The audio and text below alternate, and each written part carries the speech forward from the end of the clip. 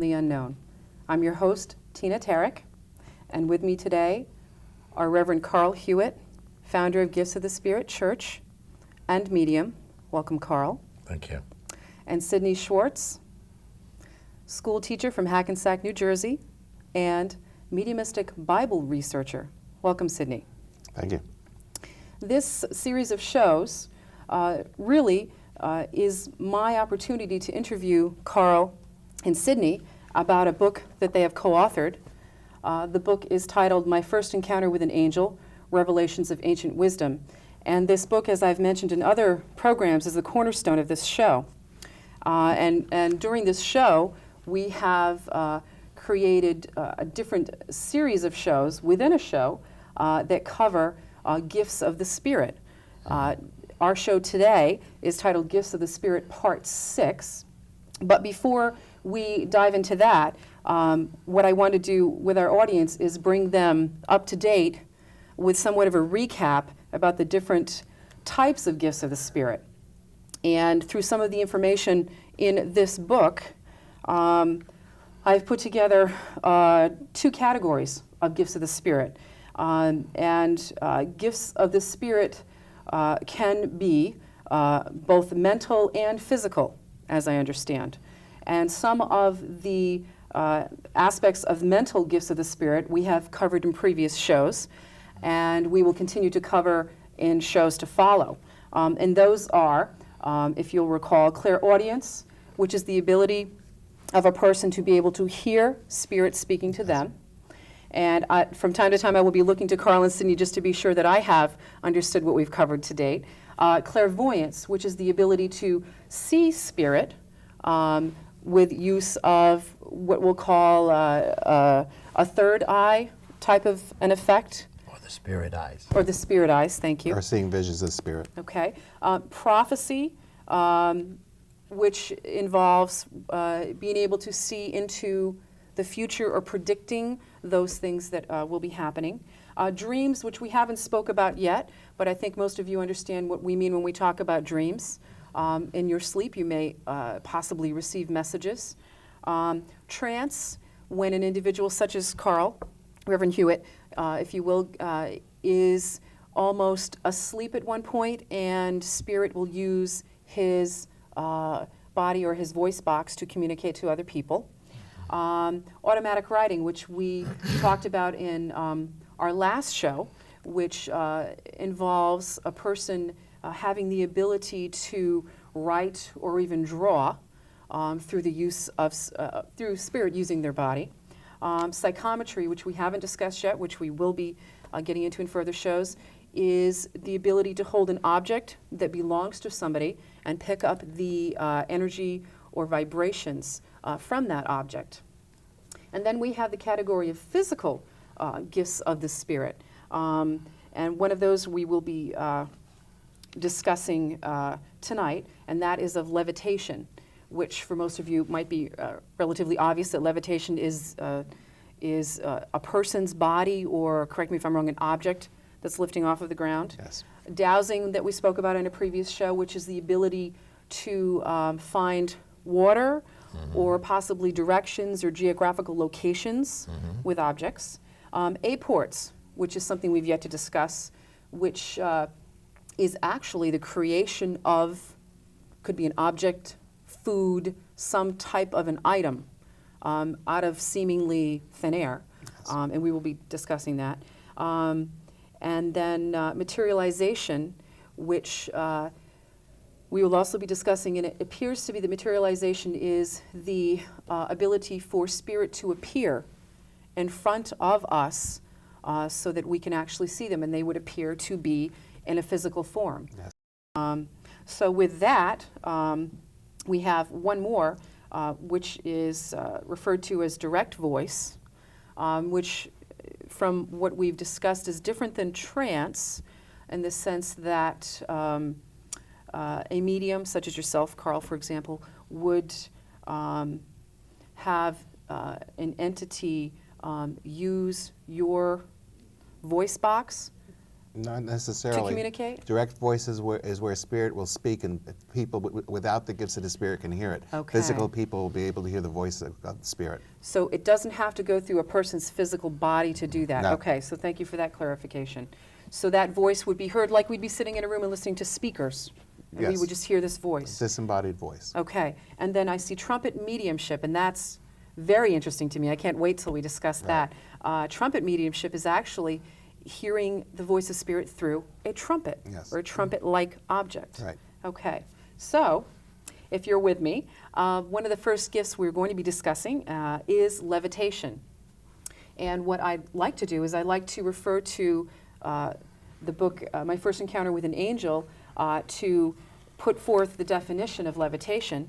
And then from there I turn it over to Sidney and Carl, and they elaborate a little bit on their experience with that and their research with that. Levitation. Levitation happens when spirit creates a type of energy that can lift people or objects off of the ground, as we discussed, defying the laws of gravity, seemingly. When levitation is demonstrated, tables, furniture, and even people can rise in the air without any visible means of support. And then there's a reference here to Elisha in the Bible. And Sidney, being the local expert on the Bible, what I will do is turn that over to you so you can tell us about this Elisha character. Well, Elisha was a prophet who was a student of Elijah, and at one point he decided to open up a school for mediums, and it was a very popular school because lots of people were coming and they were running out of space. So they decided to build a new dormitory. So the students come, they bring in all their all the tools and stuff, and they start chopping down wood to build this new dormitory.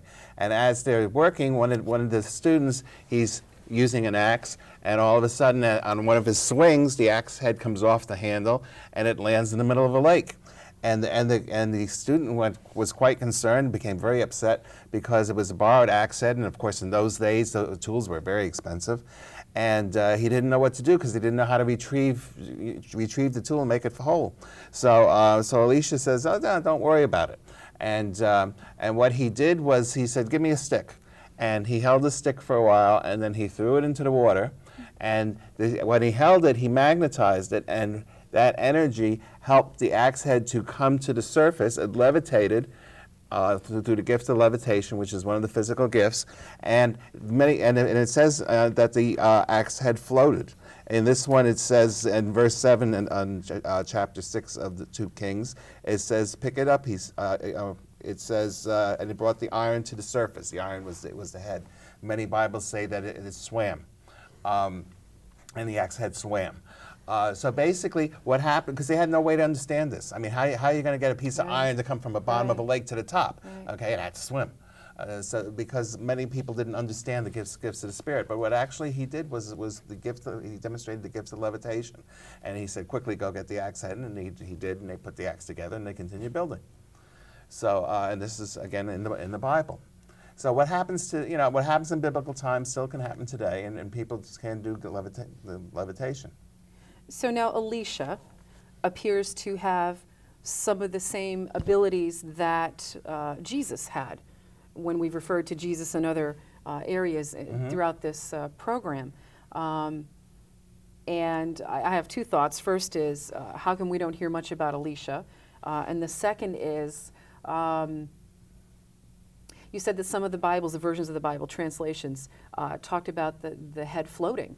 Now, I would imagine that people who don't have any sense of any of the science behind this would have no other way to describe this. So I guess Right. I guess what I'm saying is that there really is some type of a scientific explanation behind this, and that it's not what we might refer to as magic. Basically, what is happening is that the medium, in this case Elisha, he is concentrating very hard on his axe head. He's visualizing it. And as you know, all matter is made up of atoms, and all the atoms are constantly moving. Even though it's a solid object, the atoms are moving. In his mind, he watches everything speed up, and he makes it go faster and faster and faster and faster, and it gets fast enough so it loses its gravitational pull because the atoms are going so fast it's no longer affected by gravity, and it would rise to the surface. So, for example, movies that we might have seen, like Poltergeist, or Star Wars, that comes to mind, where items actually levitate, are not too far off from what we really are capable of doing No. if we possess this gift. We possess the gift of levitation. It's very easy. In the New Testament, Jesus demonstrated the gift of levitation. And, you know, most people know the New Testament quite well, and they know that Jesus walked on the water, but they never figured out how he did it. He was levitating. He speeded up the vibration of his body fast enough, so not that he went totally in the air, but that he could be on the water, and he walked on the water. See, my whole life I had thought that hearing somebody walk on water was just an expression really to mean something else. It was something deeper. You have to read between the lines. But quite literally, physically, he walked on water. Yes. That's fascinating.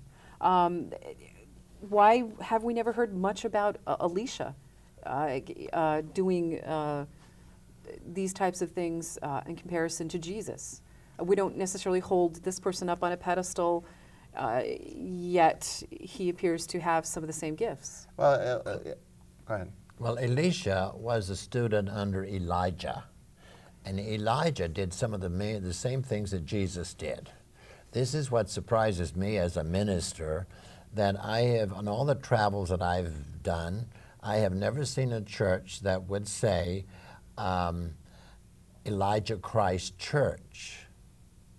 But regardless of who it is that's watching this program, if they will do their homework, they'll find out that Elijah did the very same thing that Jesus did, and Elisha, his student, followed him everywhere he went like a little puppy, because he had the gifts of the Spirit himself, but it had not developed until after Elijah died. And Elijah was the one that went into the other world. He levitated and went into the other world, just like, well, as the Bible says, like in a fiery chariot, you see. So he materialized, rather dematerialized. Well, this is ascension. He ascended. Is that correct? Yes. Good. So now, Elisha was a student of Elijah. Yes. Yeah. And you just said something that triggered something with me. You said, Elijah Christ. We've only ever heard the expression Jesus Christ. So isn't there only one Christ? What can you interchange the word Christ with other people's names, and why did you use it that way? Well, the word Christ really means a person that knows, has all Okay. the answers. Okay. Does not have a belief system, has a knowingness system. And when you stop and think about it and do a lot of research, you'll find out that the only thing that Jesus ever taught was gifts of the Spirit. And he could tell by the light, the auric field around these young men, that they had the potential of learning this. And this is where he had the school, when the school was up in called the upper room, which was offered to him by a widow. And there was only 3 of his students, 3 out of 12, that developed with any of these gifts. That was Peter, James, and John. But if Jesus was who they want us to believe he was, why couldn't he wave his hand and make all of them have the abilities and go off and do the same thing? You see? Just like with me, I've had a lot of students, hundreds and hundreds. Very few of them developed. Most of them wanted attention and everything else, and they got off of God's holy wagon, as I would say. Okay. Now, just going back to levitation for a moment, I mentioned a couple of examples of movies that do this. I'm sure we've all seen magicians who levitate. One person that comes to mind is David Copperfield. What's going on with magicians? Is it magic? Are they really levitating, like the levitation in the Bible that we see? What's going on there? Do you have an explanation for that? Yes, that they are actually doing. In fact, one time I asked A1 about David Copperfield. See, the thing is that many people who can do these gifts, more of their brain is operating, because the gifts of the Spirit are all attached to different parts of the brain, and if a person has their brain 100% operational and everything is totally working, then they can do all the gifts of the Spirit, just like Jesus did. Jesus came to the world with all his brain working, and that's why he performed each and every one of the gifts of the Spirit. But I asked about David Copperfield, and I was told that his brain is close to 100%, and that's why he can levitate, he can do apports, he can do many of these gifts. He doesn't use the word, he uses the word illusionist. He doesn't use the word magician, but he doesn't call himself a physical medium either. But actually, he's performing the gifts of the Spirit. So now, after the last show, when we were discussing automatic writing, it appears that there are many people around us who are gifted in many ways. Through, we talked about Harriet Beecher Stowe coming through and writing the book that she did, Uncle Tom's Cabin. We talked about Matthew Manning using his ability to both write and to draw and paint. Helen Steiner Rice, too. And Helen Steiner Rice. Now, David Copperfield. So people are around us now. We're not just talking about biblical people who are no longer in the present. Right. So we really are surrounded by people who do this now. Do you think that they're aware that they have that gift? I mean, this is a kind of an off-the-cuff question, but I think that they might be aware that they can do this, but they might not even know the terminology for it. Okay. You know what I mean? Okay. They know they can do these things, but Right. do they know that they're actually a physical medium? They might not. okay. Maybe if David Copperfield's watching this show, he just learned something about himself. I don't Maybe. know. But that doesn't necessarily mean that all magicians or people who are illusionists are in that category. Not Doesn't necessarily mean that they do that. No. Okay. So we wouldn't really know the difference unless we asked. And that was another point that I wanted to get back to. You said you had asked the question. Right. And you had asked the question of AWAN. Yes. And just to remind our viewers that AWAN is the entity, and it's actually an acronym for Angel Without a Name. It's an entity that actually Carl had channeled and Sidney had transcribed that information to create this first book. Yes. So while you were doing this book, you actually asked this question. Yes. And got that answer. Yes. How nice to be able to do that. Oh, yeah. I'm very fortunate. Okay. Other than David Copperfield, could you think of anybody else in the here and the now that does anything like that? Andre Coles. Andre Coles, I've never heard of that. He was only down in New London twice at the high school. But you see, there's an old saying, it goes all the way back, I don't know how far back, it takes one to know one, that goes all the way back to a person who had the gifts of the Spirit could see the light around another person who has the gift of the Spirit. And evidently, I was the only one in that audience that night that he could see the light around. And he was very nervous that I was in the audience because he was afraid that I was going to blow the whistle on him. Really? Yeah, but he was able to levitate, and he levitated, because he had to go into trance to do that, he levitated right up in the middle of the stage there, and I had one of my students, two of them, sit in the front row, and I said, when they want volunteers up there, I said, you guys be on that stage before they get the words out of their mouth. And I said, they're going to give you an iron ring, a big hoop, and I said, that'll be to put it up and around him so to prove there's no wires, you see? And I says, you jump up there and do that. And they did. And they came back later and said there were no wires, no nothing. But you see, he had the gift of the Spirit that he could do that. He went beyond the gravitational pull in what he was doing. Jesus could do the same thing. Right. And that's a gentleman that lives in this area that you have seen? No, I think he's from California. Okay. Yeah. He was sitting on like a little table in a lotus fashion, and they announced to the audience that he had to go into trance and that everyone needed to be quiet. So everything quieted down, and he just closed his eyes and went into meditative state, and then very slowly you just saw him lift up and up and up and up and up. And up. That's amazing. Mm-hmm. Now, most of us in the audience watching something like that would think that it's just an illusion, that there are wires somehow or strings attached to all of this, but we may be seeing the real deal when we go to Yes. some of these events. Well, I can tell you from this point on, I'm going to look at these events a little bit differently. Right. Okay, so we've talked about levitation. Very interesting. One of the other gifts of the Spirit that we're going to jump right into, which we touched upon a little bit, is apports. And when I heard the word apports, I thought it sounded like some kind of exotic fruit from some other country or something. But no, in fact, this is what apports is, and I'm going to be using your book again to read the definition, and then I'll throw it to the experts. An apport is a type of materialization by which physical objects appear where they did not previously exist. When conditions are right, Spirit can make this phenomena happen. Spirit can dematerialize objects from the spirit world and materialize them in our physical world. When the object materializes, it is very hot, just as an object that enters our atmosphere from outer space becomes hot. When both Elijah and Jesus multiplied food, they were demonstrating aports. Now, I've heard of Jesus multiplying the loaves. I think we've probably all heard of that. Yes. And the fishes. Do you want to start with that example? Okay, well, it's recorded in the Bible in Matthew chapter 14, verses 14 through 21. And basically, sometimes aports are easier for mediums to do than just to make things come out of thin air. If you watch David Copperfield again, he puts his hand out and a rose appears.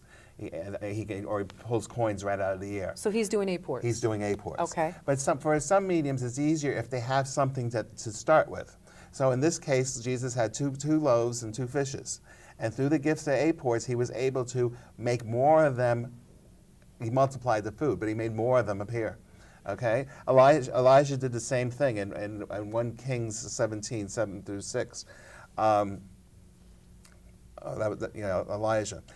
He did the exact same thing because God told him to go to Zarephath. In fact, I'll read it from the Bible. It says, "So the Lord said to him," and of course he was hearing this clairaudiently, "Move to Zarephath of Sidon and stay there. I have designated a widow to provide for you." And he left and he went to Zarephath, because he knew the Spirit was telling him the correct information. And he arrived at the entrance to the city where a widow was gathering sticks there. He called out to her, "Please bring me a small cup of water to drink." She left to get it, and he called out after her, "Please also bring a little bit of bread."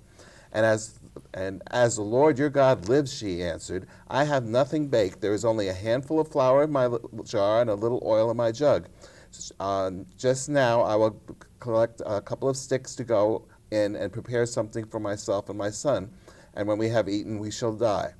"And do not be afraid," Elijah said to her. "Go and do as you propose. But first make me a little cake and bring it to me. Then you can prepare something for yourself and your son. For as the Lord, the God of Israel says, the jar of flour shall not go empty, nor the jug of oil run dry until the day when the Lord sends rain upon the earth." So she left and did as Elijah had said. She was able to eat for a year, and her son as well. And the jar of flour did not go empty, nor the jug of oil run dry, as the Lord had foretold through Elijah. So they started out with this little bit, and he was able to continuously make it multiply. But see, he asked her for something to eat because he needed to raise his energy. All these gifts take energy from the medium. So he was tired, he was hungry. He said, "Give me a little bit of it, and then I'll do the gifts of the Spirit, and you'll be fine for a year."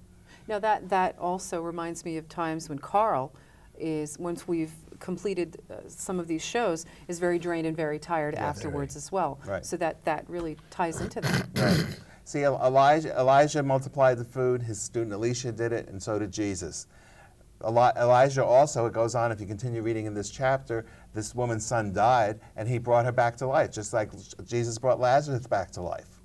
So these two mediums were doing the same gifts of the Spirit, yet they took Jesus and turned him into a god, but they didn't do the same thing with Elijah. They just left him as a prophet. You have any idea why? Any thoughts? I think it was political, because when the Roman Empire decided they wanted one religion to unify the whole Roman Empire, they went to the Christians and said, "We'll pick you if you can get your laws together, and if not, we'll go to Mithraism."